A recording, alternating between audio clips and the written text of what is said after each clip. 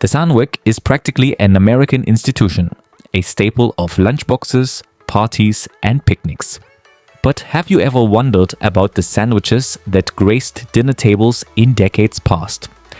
Today, we're diving into some of the most popular forgotten sandwiches from history. Let's take a trip down memory lane. 1. Creamed corn sandwich. This lunchtime classic was incredibly easy to make. It primarily consisted of creamy, sweet corn kernels, often paired with cheese, vegetables, and herbs, spread on buttered bread. A quick press in a panini maker, and lunch was ready to go. This sandwich was a favorite for those with busy lifestyles, offering a quick and tasty meal. However, as tastes evolved, creamed corn sandwiches faded from popularity. While a rarity in restaurants today, it's still beloved by those who appreciate nostalgic flavors and vegetarian-friendly options. 2. Pimento cheese sandwich. A true American classic, the pimento cheese sandwich was once a household favorite.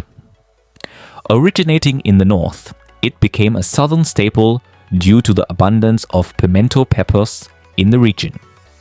The simple yet delicious recipe included mayonnaise, warm milk, shredded cheddar, and pimento peppers spread over fresh bread. While it has waned in popularity, pimento cheese still finds its way into modern kitchens as a sandwich spread, a side dish, or even a burger topping. 3. Anchovy paste sandwich. A major staple in the 1950s and 60s. This sandwich was even referenced in pop culture, including the 1981 James Bond film For Your Eyes Only. The recipe was simple yet flavorful. Crushed anchovies mixed with breadcrumbs, olive oil, milk, and pepper, spread on toast with cucumbers. While its strong flavor isn't for everyone, the anchovy paste sandwich remains a unique and versatile option for those who appreciate bold tastes. 4. Bacon and peanut butter sandwich. An unexpectedly delicious combination, the bacon and peanut butter sandwich was a sensation in the 1950s and 60s. Made with peanut butter, banana slices, and crispy bacon, this sandwich was a nutrient-dense powerhouse. While changing tastes have made it less common, many still swear by this savory sweet delight. If you're feeling adventurous, try adding ketchup or caramelized onions for an extra kick. 5. Mock ham salad sandwich. A Depression-era creation, this sandwich was a clever solution for when real ham was unavailable. It consisted of ground bologna, chopped hard-boiled eggs, onions, sweet pickle, and mayonnaise, creating a spread that mimicked ham salad. As meat became more accessible, the need for a mock version faded, but it still remains a popular choice for those seeking a budget-friendly alternative. 6. Bologna salad sandwich. Rumored to have originated during World War II, this sandwich was a convenient and cost-effective meal. The recipe included ground bologna, hard-boiled eggs, creamy salad dressing, and sweet pickle relish. Left to refrigerate before spreading on sandwich buns, it was an easy, long-lasting meal. As food options expanded, this once popular sandwich lost its prominence but still appears in some nostalgic kitchens. 7. Fried spam sandwich. Spam gained immense popularity during World War II when fresh meat was scarce. A fried spam sandwich made with grilled spam, cheese, mustard, or mayo on toast became a staple for many families. As fresh meat became readily available post-war, spam sandwiches declined in popularity. However, spam still enjoys a dedicated following worldwide, with variations of this classic still enjoyed today. 8. Egg and sardine sandwich. This protein-packed sandwich, popular from the 1920s through the 50s, was a product of necessity. Made from mashed hard-boiled eggs and sardines spread between bread slices, it was an affordable and nutritious meal. As more protein sources became widely available, the egg and sardine sandwich faded into obscurity, but it remains a fascinating relic of the past. 9. Mock chicken sandwich. Another Great Depression era invention, the mock chicken sandwich substituted real chicken with a mixture of finely chopped tomatoes, a beaten egg, grated cheese, onions, herbs, and butter. This mixture was cooked into a spread and served between sandwich buns. While it tasted remarkably good, it couldn't compete with real chicken when it became affordable again. 10. Peanut butter and mayonnaise sandwich. One of the most unusual yet beloved sandwiches of the 1920s, the peanut butter and mayonnaise sandwich rose to popularity during the Great Depression. The creamy tang of mayonnaise complemented the rich sweetness of peanut butter, creating a surprisingly delicious combination. While it has largely disappeared from modern menus, those who grew up with it still remember its unique taste fondly. 11. Chicken liver sandwich. A popular fixture in the 1950s, the chicken liver sandwich was a hearty meal, made by marinating and cooking chicken liver, then layering it with lettuce, tomatoes, and mayonnaise on toasted bread. It was a staple in many households. While not as widely consumed today, it still appears in select bars and diners for those with adventurous palates. Some sandwiches have stood the test of time, while others have faded into obscurity due to changing tastes and the demand for convenience. Let's take a look at some forgotten yet fascinating sandwiches that once graced dinner tables. 1. Chicken liver sandwich. This sandwich was a favorite for many, but it gradually lost popularity due to the time-consuming preparation and the shift towards simpler flavors. Despite this, the chicken liver sandwich still holds a special place in some households. 2. Banana and mayonnaise sandwich. At first glance, combining mayonnaise with bananas might seem odd, but this southern comfort food was once a beloved treat. The creamy tanginess of the mayo complemented the banana's sweetness, making for a surprisingly delicious bite. However, as people moved away from unconventional flavor combinations, this sandwich fell out of favor. 3. Potted meat sandwich. Potted meat, a soft, preserved meat paste, was a convenient way to enjoy a sandwich when refrigeration was limited. Simply spread butter and potted meat between slices of bread for a quick meal. As food preservation methods improved, the need for potted meat diminished, and this sandwich became a relic of the past. 4. Deviled ham sandwich. This spicy ham spread sandwich gained popularity in the late 19th century, with its flavorful mix of ground ham, mayonnaise, mustard, garlic, onions, paprika, and celery salt. However, the preparation time and the shift toward fast food made this once popular sandwich less common over time. 5. Cheese and Marmite sandwich. Marmite, a strong flavored yeast extract paired with cheese made for a bold sandwich choice. Its distinct savory and salty taste was either loved or loathed. As food options expanded, this once common sandwich lost its widespread appeal. 6. Cold meatloaf sandwich. A comforting southern classic, this sandwich consisted of turkey meatloaf, white bread, butter, cheese, and a hint of mayo. Optional toppings like ketchup, tomatoes, hot sauce, or bacon added extra flavor. Despite its nostalgic charm, the shift toward quick and easy meals pushed this sandwich into obscurity. 7. Corned beef tongue sandwich. A high-effort, high-reward sandwich, this dish required slow-cooked beef tongue, combined with carrots, onions, garlic, bell peppers, paprika, and more. While once considered a gourmet home-cooked meal, its labor-intensive process made it less suitable for the fast-paced modern lifestyle. 8. Chicken and cranberry sandwich. This sandwich was a product of the early 20th century's love for cranberry-infused recipes. The combination of shredded chicken, mayo, green onions, dried cranberries, apples, pecans, lime juice, salt, and black pepper created a unique balance of sweet and savory. However, as simpler flavors became the norm, this sandwich faded from popularity. 9. Scrapple sandwich.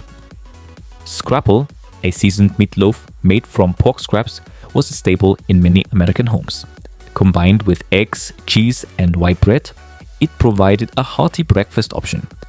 Though still enjoyed in some regions, it became less common as people opted for faster morning meals. 10. Head cheese sandwich. Head cheese, a cold cut made from cooked and pressed pig parts, was once considered a gourmet ingredient. When paired with mayonnaise, mustard, and pickles, it made for a rich and flavorful sandwich. However, its unusual ingredients and intricate preparation process led to its decline in popularity. While these sandwiches may not be as popular today, they each have a unique place in culinary history. Have you ever tried any of these? Which one would you bring back?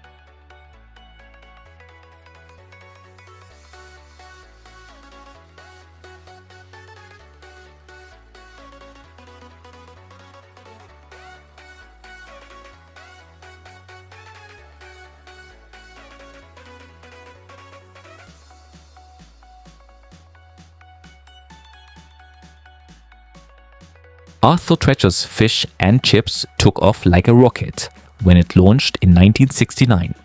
By the mid-70s, the chain had expanded to over 800 locations, bringing a taste of the British seaside to American shores. At a time when burgers reigned supreme in the fast food world, Arthur Treacher's offered something different for seafood lovers. But let's be honest, how many people really knew who Arthur Treacher was? While the restaurant was named after the British actor, customers were far more interested in his fish frying expertise than his filmography. The battered North Atlantic cod fillets, fried to golden perfection, had a signature crunch that was music to the ears. Pair that with thick hand-cut fries and you had a meal that felt like a mini vacation, minus the seagulls and unpredictable weather. And who could forget the hush puppies? Were they necessary? Not really. Did people love them? Absolutely. For those looking to break free from burger monotony, Arthur Treacher's was the place to be. But in a fast food market dominated by burgers, the tides eventually turned. The chain struggled to keep up, and as time passed, its once thriving locations dwindled. Today, it's hard to find a place still serving that iconic buttered fish, leaving many wondering why it faded away. Speaking of forgotten favorites, let's talk about Stuckey's. Stuckey's began as a humble pecan stand on the side of a Georgia road in the 1930s. But by the 1970s, it had transformed into a nationwide road trip icon, with over 350 stores. If you were cruising down America's highways back then, a Stuckey's stop was almost inevitable. It was where travelers fueled up, grabbed a bite, and loaded up on souvenirs they'd probably regret buying later. Who didn't need a plastic alligator keychain, right? The real charm of Stuckey's wasn't just in its cozy, family-friendly vibe. It was the snacks, particularly the famous pecan log rolls. A road trip without one of those sugary, nut-covered delights just didn't feel complete. The food itself wasn't anything special. Hot dogs, burgers, and southern comfort dishes. But it was reliable, just like an old friend from middle school. Despite its nostalgic charm, Stuckey's couldn't keep up with the corporate giants that eventually took over highway rest stops. Slowly but surely, the once thriving chain faded into history. Next time you pull into a gas station on a road trip, take a moment to remember the simpler days when Stuckey's was the go-to stop for weary travelers. And speaking of simpler times, few restaurants bring back cherished memories quite like Bennigan's. In its prime, Bennigan's was the go-to spot for a special family dinner. Hardworking parents would take their kids there for a treat. And at the time, few realized the sacrifices they made to create those moments. As a kid, you weren't thinking about the cost. You were just there for the mozzarella sticks. Among casual dining spots like Chili's, TGI Fridays, Applebee's, Red Robin, and Ruby Tuesday, Bennigan's stood out. It had the perfect combination of a lively atmosphere, hearty food, and if memory serves, some of the best chicken tenders known to humankind. Though a handful of Bennigan's locations still exist, they are a shadow of their former selves. The charm and excitement of the original chain seem to have disappeared. Maybe it's nostalgia talking, or maybe restaurants just don't live up to childhood memories. Either way, it's hard not to miss those carefree days when a simple meal at Bennigan's felt like the highlight of the week.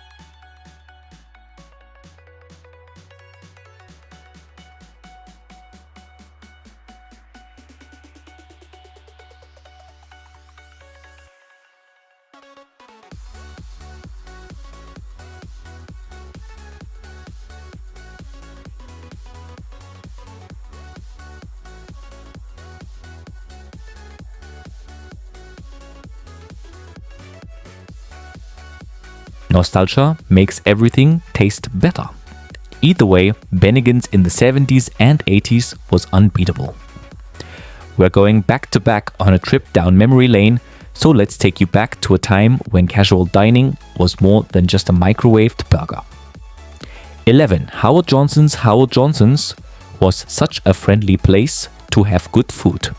Believe it or not, Howard Johnson's was actually great in the 60s and even into the 70s, and we have none other than Jacques Pepin to thank for that. Yes, the Jacques Pepin, a cooking legend, was once developing recipes for them. Who knew fast food could have such a sophisticated sous chef?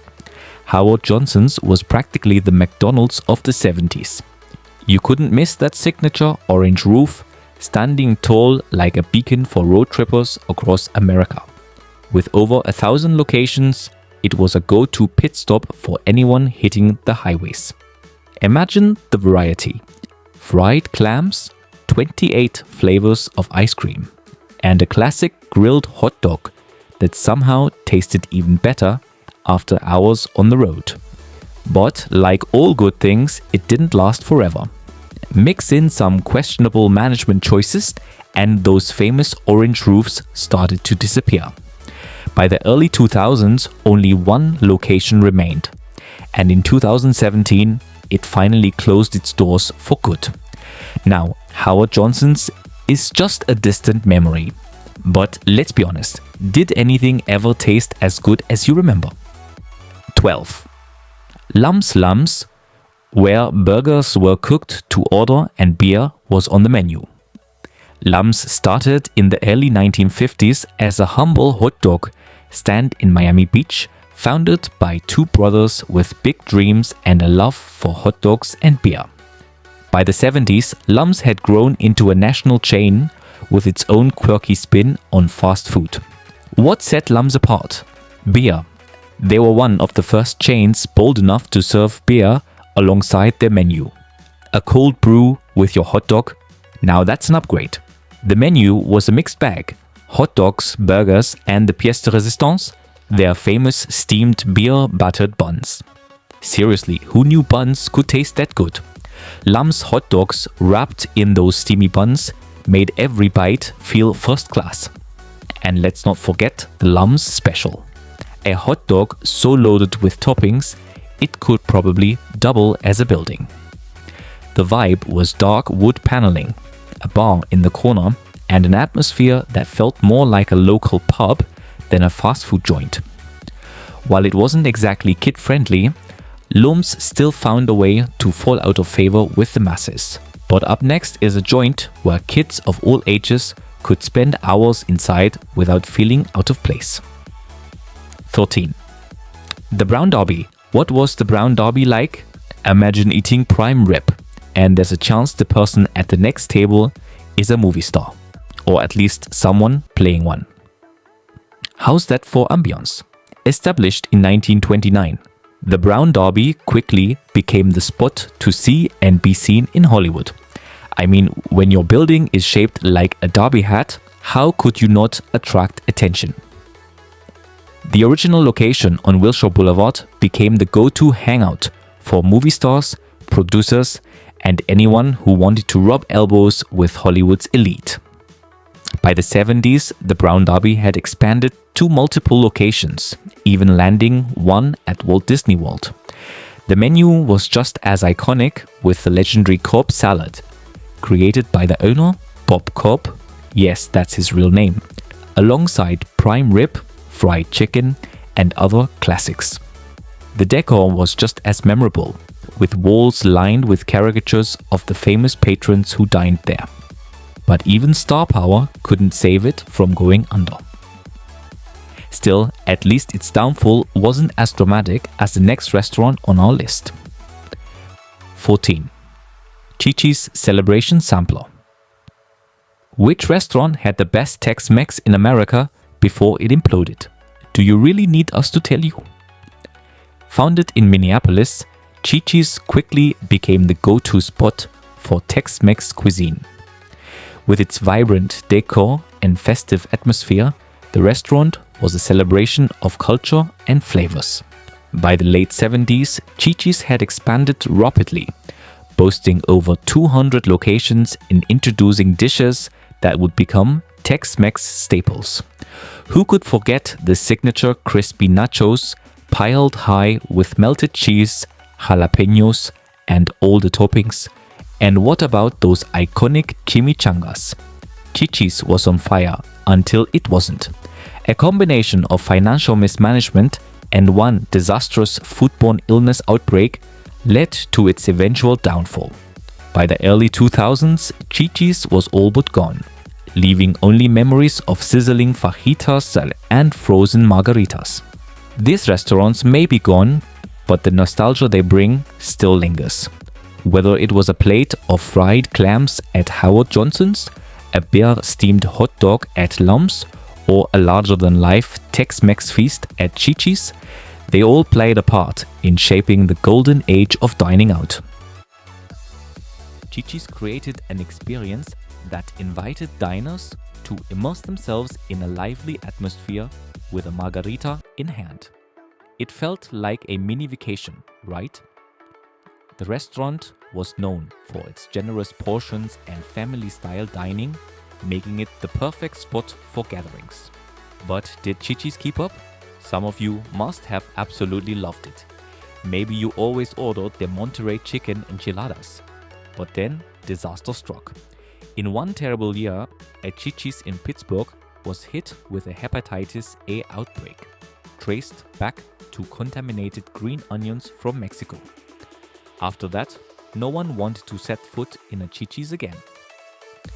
Next up is a more wholesome story, but that doesn't mean anyone would want to touch this restaurant with a 10-foot pole right now. 14. Victoria Station.